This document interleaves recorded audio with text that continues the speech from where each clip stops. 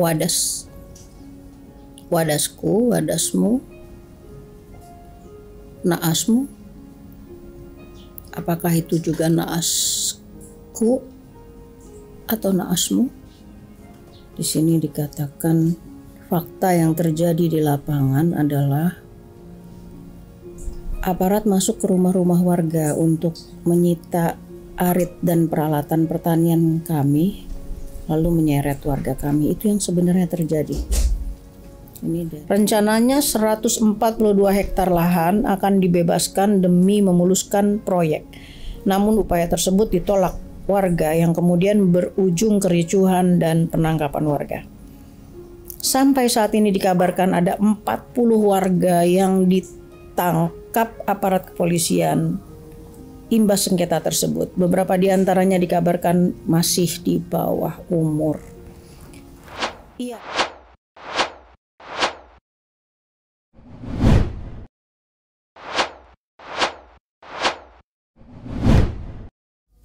Assalamualaikum warahmatullahi wabarakatuh. Kita baca dengan kepala, maksudnya baca nggak pakai nggak pakai marah gitu loh. Karena marah itu kan adanya di emosi, nggak suka, ya kan. Jadi ya kita baca pakai akal sehat kita gitu, pakai nalar. Dan peristiwa membaca adalah peristiwa yang menyenangkan kan buat siapapun. Ya kita mendapatkan pergulatan pikiran dalam dari apa yang kita baca. Hari ini saya mau berbagi tentang bacaan saya yang judulnya menarik, siapa yang diuntungkan.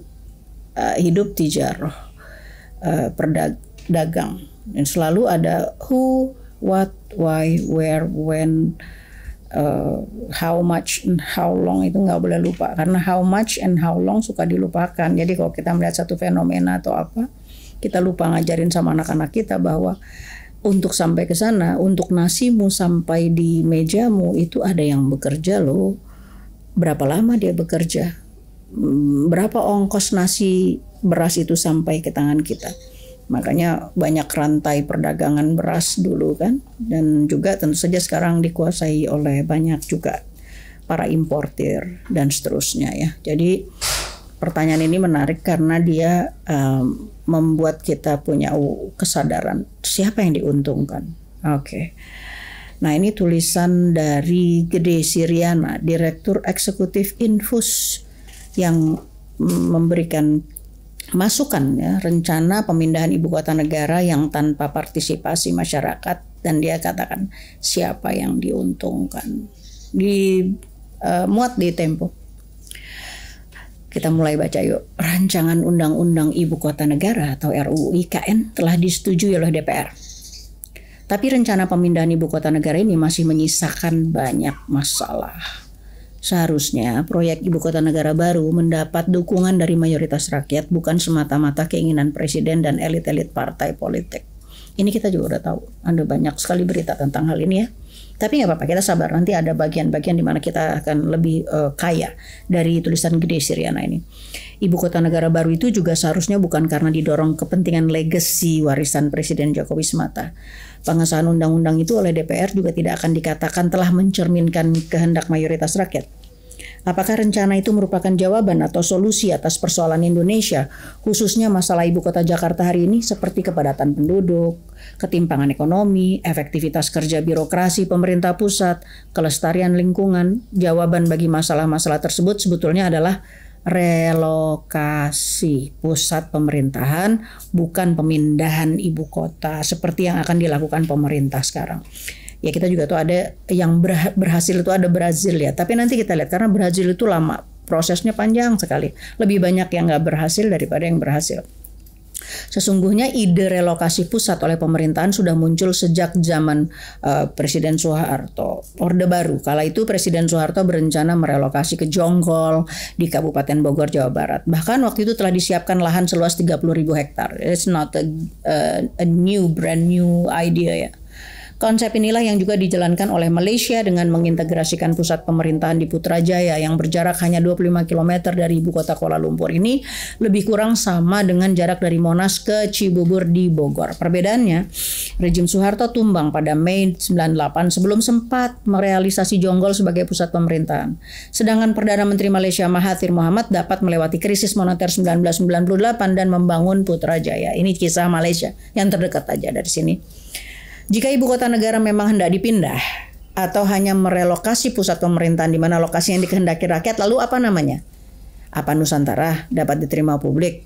Hal-hal semacam ini tidak dapat diputuskan oleh presiden dan elit-elit partai politik tanpa didahului oleh diskusi terbuka dan partisipasi rakyat atau masyarakat. Jika pemindahan itu hanya keinginan presiden dan elit partai, ibu kota baru bisa jadi akan bernasib sama seperti Naypyidaw, ibu kota baru Myanmar, karena tidak didukung rakyat. Beda hasilnya dengan Brasilia yang sukses menjadi ibu kota baru Brazil karena didukung rakyat. Setelah melalui proses panjang dan bertahap sehingga perencanaannya pun matang. Gagasan Brasilia sebagai ibu kota negara sudah muncul sejak 1789. Jose Bonifácio, politikus dan tokoh pemikir Brazil, mengingatkan kembali Brasilia sebagai ibu kota baru dan simbol kemerdekaan negeri itu pada 1822. Rencana pemindahan ibu kota dari Rio de Janeiro ke Brasilia baru disetujui pada Kongres 1891. Oke, tadi pada 1789 ya kan ke 1891.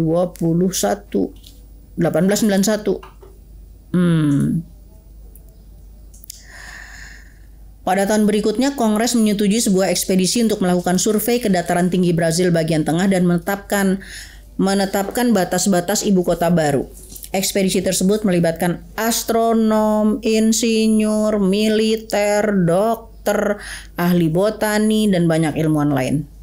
Nah, pada 1946, konsep ibu kota baru tersebut masuk konstitusi. Sama ya, masuk konstitusi. Tapi kemarin undang-undangnya udah keluar dan kemudian banyak yang melakukan gugatan. Akhirnya pada 1956 di bawah Presiden Juscelino Kubitschek, Brasilia secara resmi dibangun sebagai ibu kota baru Brasil. Brasilia memang dibangun dengan konsep sebagai kota modern yang mempertimbangkan perkembangan ekonomi dan kelestarian lingkungan, tapi hal itu merupakan faktor teknis saja. Prinsip utamanya adalah ibu kota baru tersebut merupakan amanat rakyat sebagai simbol kemerdekaan Brasil. Nah, masuk deh kita di sini. Rencana Jokowi memindahkan ibu kota negara juga tidak tepat dilakukan saat ekonomi Indonesia sedang sulit. Fokus pemerintah saat ini seharusnya konsisten menangani pandemi COVID-19 dan pemulihan ekonomi nasional. Seperti orang yang sedang sakit berat, dia harus dipulihkan dulu. Setelah sehat, dia pun tak bisa buru-buru berjalan cepat dan butuh waktu lagi untuk bisa berlari kencang. Saat ini keuangan negara sedang berat dan ekonomi belum pulih, tapi tiba-tiba dipaksa membangun mega proyek ibu kota negara baru. Selain itu, kapasitas pemerintahan Jokowi dalam pembangunan ekonomi menunjukkan prestasi yang tidak bagus. Pertumbuhan ekonomi pada periode pertamanya hanya stagnan di 5%. Hal itu telah terjadi sebelum pandemi. Hari ini banyak badan usaha milik negara yang menanggung beban utang yang berat. Banyak pula proyek infrastruktur yang dikerjakan tanpa pertimbangan prioritas kebutuhan dan perencanaan yang matang sehingga tidak layak dikerjakan. Anggarannya meleset, tersendat pelaksanaannya seperti kereta cepat Jakarta-Bandung, bahkan proyek yang sudah selesai pun seperti Bandar Udara Kertajati masih bermasalah. Karena sejak awal tidak memperhatikan biaya operasional dan mekanisme pemeliharaannya. Sedangkan kehadirannya tidak dirasakan manfaatnya oleh pengguna bandar udara sehingga mengancam keberlanjutan bandara tersebut. Jadi, proyek ibu kota negara baru seharusnya dikerjakan oleh pemerintahan yang menunjukkan konsistensi dan prestasi yang mengesankan dalam pembangunan ekonomi. Keberhasilan pembangunan ekonomi inilah yang kelak menjadi sumber pembiayaan bagi ibu kota baru tersebut. Pembiayaan pembangunan ibu kota negara baru juga tidak meyakinkan, bahkan terlihat adanya agenda masing-masing di kabinet Jokowi. Menteri Keuangan Sri Mulyani mengatakan bahwa 178 triliun dari total anggaran pemulihan ekonomi nasional atau PEN yang berjumlah hampir 456 triliun akan masuk pos Kementerian Pekerjaan Umum dan Perumahan Rakyat. Pos itulah yang akan digunakan untuk pembiayaan pembangunan jalan di ibu kota baru. Anehnya, Menteri Koordinator Perekonomian Airlangga Hartarto membantah bahwa dana PEN akan digunakan untuk ibu kota baru melainkan dari anggaran Kementerian Pekerjaan Umum tanpa penjelasan sumber dana di kementerian ini. Hal ini menunjukkan ketidakjelasan sumber dana pembangunan ibu kota baru karena memang sejatinya kondisi keuangan negara sedang sulit. Selain itu, jaminan atas realisasi pemindahan ibu kota negara tidak cukup melalui undang-undang. Ibu kota negara seharusnya ditetapkan dalam konstitusi, seperti halnya bendera, bahasa, lambang negara, dan lagu kebangsaan. Bahkan wilayah dan batas-batas Republik Indonesia pun harus ditetapkan dalam konstitusi sebagai sertifikat yang sah bahwa rakyatlah yang memiliki tanah air Indonesia. Nuansa kepentingan oligarki sangat kuat di balik agenda pemindahan ibu kota. Hal inilah yang dapat mempengaruhi situasi politik di masa depan, yang dapat membatalkan rencana pemindahan ibu kota. Tidak ada jaminan bahwa pemerintahan berikutnya akan melanjutkan pembangunan ibu kota baru ini. Harus dapat dibedakan antara tahap pembangunan sebuah kota untuk jadi ibu kota baru dan realisasi pemindahan ibu kota. Misalnya, pembangunan ibu kota baru dapat saja diteruskan dengan menggunakan anggaran pendapatan dan belanja negara APBN. Ini yang lagi ramai, oke? Yang ramai sekali maksud saya. Tapi tidak serta-merta akan terjadi pemindahan ibu kota. Dengan kata lain, APBN telah dimanfaatkan hanya untuk pembangunan sebuah kota baru di Kalimantan. APBN telah dimanfaatkan hanya untuk pembangunan sebuah kota baru di Kalimantan. Yang paling diuntungkan oleh pembangunan tersebut adalah para pengembang besar. Berbagai pihak telah mengklaim kepemilikan atau hak pengelolaan lahan di wilayah ibu kota negara baru. Bahkan grup-grup pengembang besar sudah membangun banyak properti di sana. Seperti pemerintah mengangkat rencana ibu kota baru beberapa tahun lalu, kenaikan harga properti di sana sudah terjadi dan semakin tinggi ketika Undang-Undang IKN disahkan. Dengan kata lain, jadi atau tidak ibu kota pindah, para pengusaha besar itulah yang bakal meraup keuntungan. Jadi ini pertanyaannya di awal, siapa yang diuntungkan? Jadi dari artikel ini penulisnya kelihatannya ingin mengatakan yang diuntungkan bukan rakyat. Yang diuntungkan adalah pengusaha besar. Itulah yang bakal meraup keuntungan. Nah, untuk melengkapkan, di sini ada katanya pimpinan DPR, petisi tolak pindah IKN itu jadi tolok ukur suara rakyat. Ini ada beritanya. Tapi Sriana Gede menambahkan ya, salah besar katanya jika nilai petisi dari jumlah orang yang ikut petisi. Dulu petisi 50 dianggap aspirasi mayoritas rakyat. Gugatan MK soal Undang-Undang Cipker dan Undang-Undang COVID-19 oleh segelintir orang faktanya dapat quote-unquote mengalahkan pengesahan undang-undang oleh 575 anggota DPR. Mau banyak-banyakan via referendum katanya.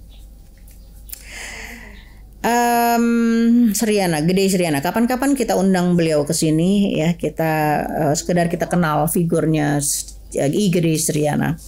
Saya banyak sekali dan suka membaca karyanya. Dan setelah ini saya hadirkan juga yang kita jarang tahu. Di video ini ada banyak informasi yang penting.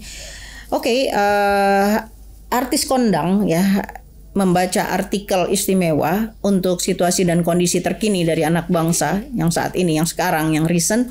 Ini akan menjadi salah satu mudah-mudahan mata acara atau mata program yang bisa disimak dengan kepala. Jadi ya kita baca dengan kepala ya, artinya cool ya, yang nggak usah dengan kebencian atau apa-apa. Tapi pokoknya kita tahu bahwa kepala kita menyukai informasi, kepala kita senang ya, kepala kita menyukai informasi, kepala kita suka kalau kita punya ada pergulatan pikiran, itu kepala kita suka. Jadi kepala kita itu suka berpikir tepatnya gitu kan, kepala kita. Jadi biarkanlah kepala kita ini, otak kita menjalankan tugasnya yaitu berpikir ya. Ini bukan sebuah hal yang bisa diselesaikan dalam setepuk tangan kan, kayak gitu. Ini merupakan sebuah proses. Jadi oke, kita sudahi dulu. Sampai ketemu lagi nanti insya Allah ketemu lagi di artis kondang. Namanya lucu ya, artis kondang. Padahal itu adalah baca artikel istimewa ya, dibaca benar-benar walaupun dengan cara yang cepat ya, baca cepat. Tapi saya kira beberapa informasi juga sudah kita dapat dari luar. Oke, kita lihat videonya yang berikut ini dan sampai ketemu lagi di artis kondang baca dengan kepala. Assalamualaikum. saya dapat buku nih, bukunya Keserakahan di Tengah Pandemi. Yang ditunjukkan kan justru malah seperti menutupi gitu loh. Atau apa ya, merespon dengan guyonan bahwa COVID nggak ada, ya terus apa namanya, ada yang bilang susah masuk Indonesia karena izinnya susah, gitu. Jadi dibuat bayolan gitu loh, banyolan ini. Nah ini kan akhirnya di mata rakyat itu jadi gimana ya?